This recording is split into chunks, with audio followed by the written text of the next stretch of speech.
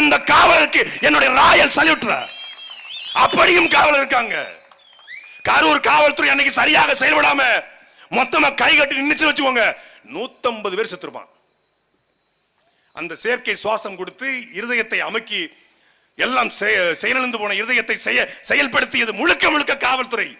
இவர் விஜய் குருதியகம், விஜய் மருந்தகம், விஜய் படிப்பகம், விஜய் பயிலகம் எல்லாம் வச்சிருக்கோம். நாங்களும் ரத்தம் கொடுக்கிறோம்.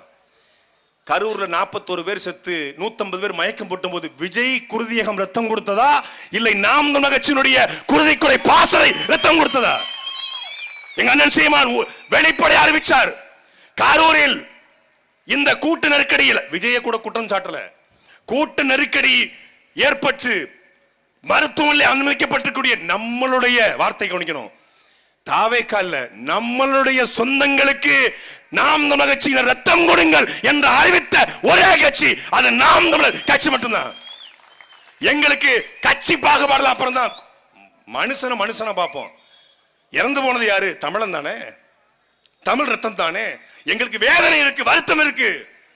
மொழி போருக்காக 22 பேர் தீ குளிச்ச தமிழ்நாடு, மொழி போருக்காக செத்த தமிழ்நாட்டில் ஒருத்த மூஞ்ச பார்க்க போய் செத்துட்டானேங்கிற வருத்தம் எங்களுக்கு இருக்கிறது.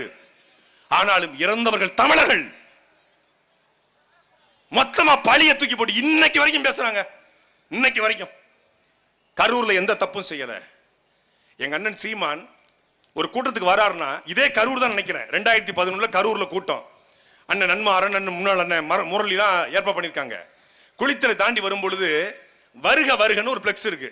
நிப்பாட்டார் வண்டிய. ஏண்டா வருக வருகன்னு வைக்க நான் வரமாட்டேனா? நான் தான் வந்துகிட்டு இருக்கேன், அப்புறம் வருக வருக. இதுதான்டா தலைவனுக்கு அழகு. வருக வருக இந்த முழக்கம் போடுவது, துண்டு போடுவது, பட்டாசு வெடிப்பது, இந்த எந்த கலாச்சாரமும் இல்லாத ஒரு கட்சி அது நாம் தமிழர் கட்சி மட்டும்தான். நீ என்ன பண்ண? 12 மணிக்கு போனா கிரவுட் இருக்காது. திமுக பெரிய ஆளா நாம பெரிய ஆளு காட்டணும். 30 விழா நடந்திருக்கு. 30 விழா விட பெரிய கூட்டத்தை காட்டணும். அப்போ வெயில்ல மக்கள் காத்திருக்கட்டும். குறுக்க மறுக்க இந்த இடத்துல விஜய் வந்து கொண்டிருக்கிறார், விஜய் வந்து கொண்டிருக்கிறார் அனௌன்ஸ்மெண்ட் நடந்துச்சா இல்லையா? இதே இடத்துல 2 மணிக்கு வருவார், 3 மணிக்கு வருவார், 4 மணிக்கு வருவார், 5 மணிக்கு வருவார். 5 மணிக்கு வந்துட்டாரு, பைபாஸ்க்கு வந்துட்டாரு. 5 மணிக்கு காவல்துறை போய் சொல்லுது, சார் உள்ள போனா மிகப்பெரிய கேஷுவாலிட்டி நோக்கி போகாதீங்க, கூட்டம் நெருக்கடியா இருக்கு, காலையிலிருந்து தண்ணி குடிக்காம தவிச்சு நிக்கிறான். வண்டி இவ்வளவு பெரிய பேருந்து, பேருந்து பாத்திருக்கீங்களா? இந்த ராட்சசன் படத்தை வர வண்டி மாதிரி இருக்கும், ஒரு யமகாதக பேருந்து மாதிரி இருக்கும். அதுல போகாதீங்கன்னு எச்சரிக்கிறாங்க. இல்ல இல்ல நாங்க அப்படித்தான் போவோம் அப்படின்னு திமிர் எடுத்து உள்ள வர்றாங்க. மீண்டும் காவல்துறை போய் எச்சரிக்குது. இது எஃப்ஐஆர்ல இருக்கு. 50 மீட்டருக்கு முன்னாடி நிறுத்துங்க, உள்ள போனா மிகப்பெரிய நெருக்கடி ஏற்படும். இல்ல நாங்க அங்கதான் போவோம். இப்படி நெருக்கி நிக்கிறீங்க இவ்வளவு பேரு. இதுக்கிடையில ஒருத்தன் இருசக்கர வாகனத்தை எடுத்து உள்ள வரான், என்ன ஆவீங்க?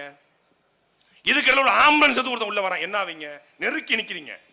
நெருக்கி நிக்கல ஒரு ஆள் போயிட்டு வரதே கஷ்டம்.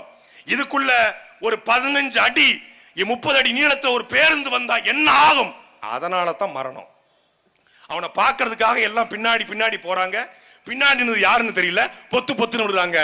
இந்த 41 பேர் மரணத்திலே எங்களுக்கு கூடுதலாக ஒரு வழி என்னவென்றால், காதல் ஜோடிகளாக போன ஆகாஷ் என்கிற ஒரு பையன் இறந்து போனான்.